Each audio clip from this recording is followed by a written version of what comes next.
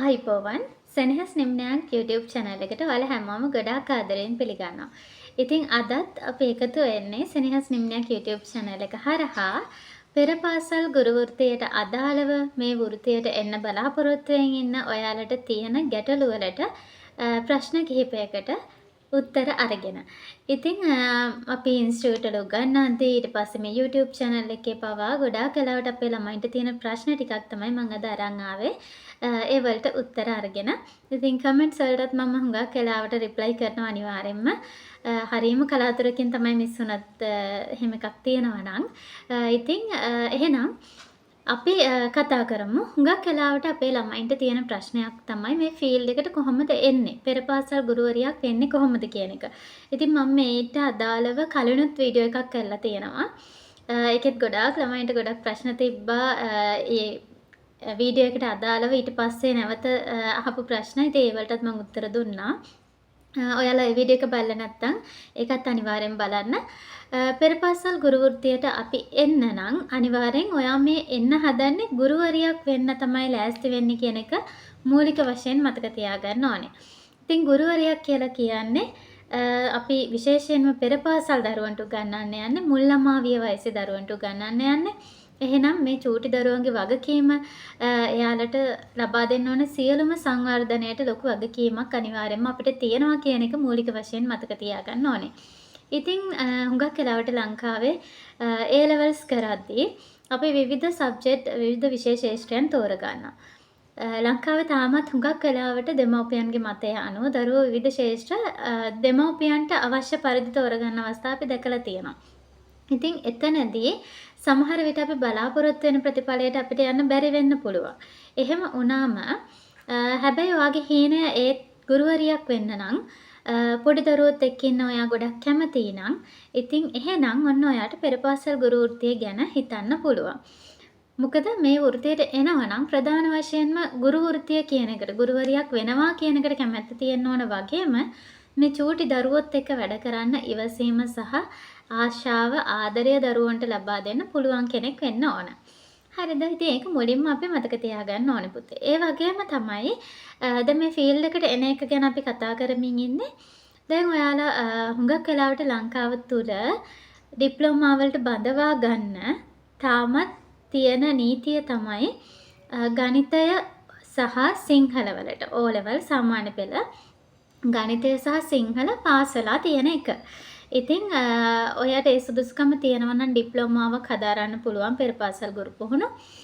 හැබැයි හුඟක් දුරට අනාගතයේ වෙද්දී ඒක වෙනස් වෙයි.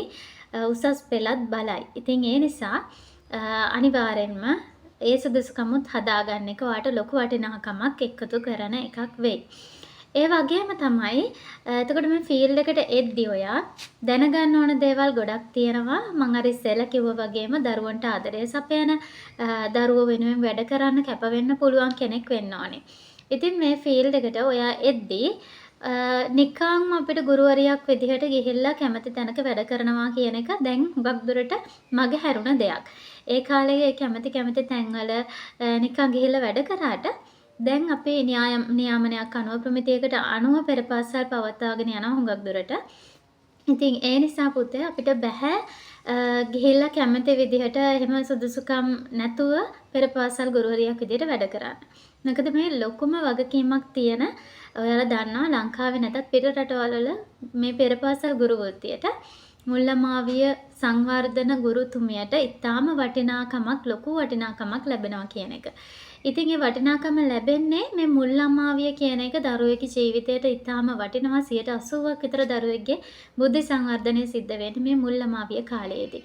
ඉතින් දරුවාගේ මේ බුද්ධි සංවර්ධනයට දායකත්වය දෙන කෙනා දැනුමක් සහිත සුදුසුකම් සහිත කෙනෙක් වෙන එක ඉතාම වැදගත් දෙයක්. ඉතින් ඒ නිසාම වෙනද වගේ අපේ දෙමව්පියෝ නිකම්ම දරුවව ගිහිල්ලා පෙර පාසලට ඇතුළත් කරන අවස්ථා ගොඩක් අඩුයි වර්තමානයේ. දැනුමක් තියෙන අවබෝධයක් තියෙන දෙමව්පියෝ බහුතරයක් ලංකාවේ දැන් ඉන්නවා. ඉතින් ඒ නිසා තමන්ගේ දරුවව පෙර පාසලකට ඇතුළත් කරද්දී ගොඩාක් දේවල් ඒ දෙමව්පියෝ හොයලා බලනවා.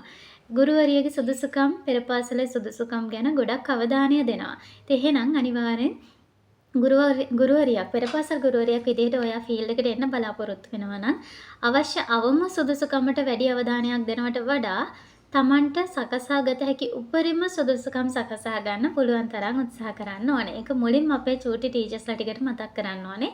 ඒ කියන්නේ මම මේක කරගෙන විතරක් මේකෙන් ඉන්නවා කියන අදහස මගේ හැර ගන්න ඕනේ. මේකත් කරලා ඊට පස්සේ මම තව කොහොමද මේ ෆීල්ඩ් එකේ වැඩියෙන් ඉන්න මගේ දරුවන්ට වැඩි දෙයක් දෙන්න මම තව මොනවද සම්පූර්ණ කරගන්න ඕනේ මගේ සුදුසුකම් තව කොහොමද හදාගන්නේ කියන එක ගැන තමයි අපි හිතන්න ඕනේ. ඉතින් ෆීල්ඩ් එකට එන්න ඔයාලට පුළුවන් NVQ කෝස් එකක් හදාරන්න. එහෙම නැත්නම් පුළුවන් ඩිප්ලෝමා එකක් හදාරන්න. ඉතින් NVQ සහ ඩිප්ලෝමා කියන දෙක අතර වෙනස ගැනත් මම වීඩියෝ එකක් කරලා තියෙනවා.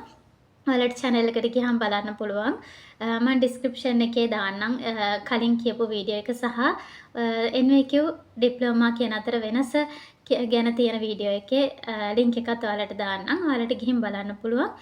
NVQ කියන එක දෙන්නේ වෘත්තීය පුහුණු ආයතනයකින්. ඒ කියන්නේ වෘත්තීය සුදුසුකමක් විදිහට තමයි NVQ යන්නේ. NVQ levels කිහිපයක්ම තියෙනවා. ලංකාව තුළ තාමත් pre school teaching වලට වෙන විශේෂ ශාස්ත්‍ර වලට තියෙනවා. හැබැයි පෙරපාසල් ගුරු වෘත්තියට NVQ 4 තමයි වර්තමානයේ වෙනකනුත් තියෙන්නේ. NVQ 5 පටන් ගන්න හුඟක් සාකච්ඡා කරමින් ඉදිරියේදී පටන් ගනි. ප්‍රයිවට් ඉන්ස්ටිටියුට් කීපයක මම දැක්ක දාලා තියෙන NVQ 5 පටන් ගන්නවා කියලා. හොඳ අවධානයකින් හොඳට හොයලා බලලා ඒවලට සම්බන්ධ වෙනවා නම් සම්බන්ධ වෙන්න. මොකද රාජ්‍යමය වශයෙන් තාම NVQ 5 එක ආරම්භ වෙලා නැති නිසා.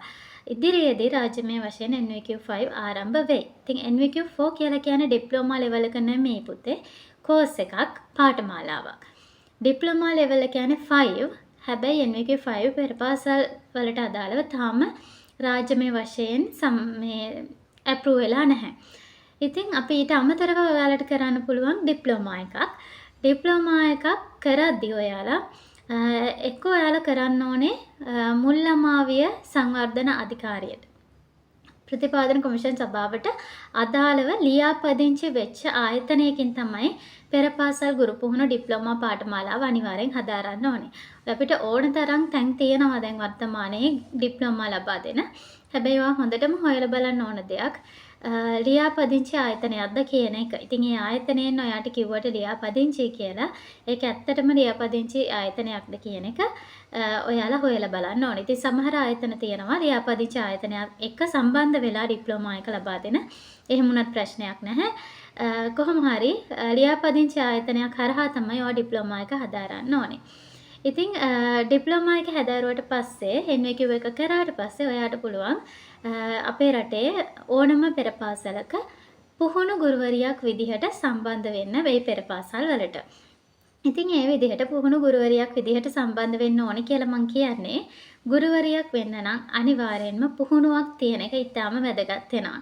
ඉතින් අපි නිකාම්ම ගිහලා පෙරපාසලක දරුවන්ට හිතන දේවල් කියලා දෙනවට වඩා පුහුණුවක් ඇතුව ගුරුවරියක් විදිහට යද්දි තමයි ඒකේ වටිනාකම වැඩි. ඉතින් මුලින්ම පුහුණු ගුරුවරියක් විදිහට ඔයා වැඩට යද්දි සාමාන්‍ය මාස 3ක් මාස 6ක් තමයි හුඟක් දුරට පෙරපාසල් ගුරු පුහුණු ගුරුවරියක් විදිහට ඔයාලට වැඩ කරන්න අවස්ථාව ලැබෙනවා. එතනින් ඔයාලට ලොකු අත්දැකීම් ප්‍රමාණයක් ලබා ගන්න පුළුවන් ගුරුවරියක් විදිහට කොහොමද වැඩ කරන්නේ, වැඩ කටයුතු ටික කරගෙන යද්දී ඇති වෙන ගැටලු වලට කොහොමද මුහුණ දෙන්නේ මේ හැම දෙයක්ම ගැන. ඉතින් මේ විදිහට වැඩ කරගෙන ගියාට පස්සේදී ඔයාලට පුළුවන් ඊළඟ පියවර විදිහට ඒ පෙරපාසලේම ස්ථිර වෙන්න හෝ වෙන පෙරපාසලක ස්ථිර ගුරුවරියක් විදිහට වැඩ කරන්න යන්න. ඉතින් මේ විදිහට ස්ථිර ගුරුවරියක් විදිහට ඔයා වැඩ කරන්න යනවා නම් දැන් අපේ දරුවන්ට ඊළඟට තියෙන ප්‍රශ්නේ තමයි සැලරි ප්‍රශ්නේ. කොච්චර මේ වැටුප් ප්‍රමාණයක් හම්බෙනවද කියන එක. ඉතින් මම ඒක ඊළඟ වීඩියෝ එකකින් කතා කරනවා ඔයාලත් එක්ක. අනිවාර්යයෙන්ම දැනගන්න ඕන දේ පුහුණු ගුරුවරියක් විදිහට ඔයා පෙරපාසලක වැඩ කරන්න ගියාම ගන්න පුළුවන් උපරිම අත්දැකීම් ප්‍රමාණය එතනින් ලබා ගන්න එක.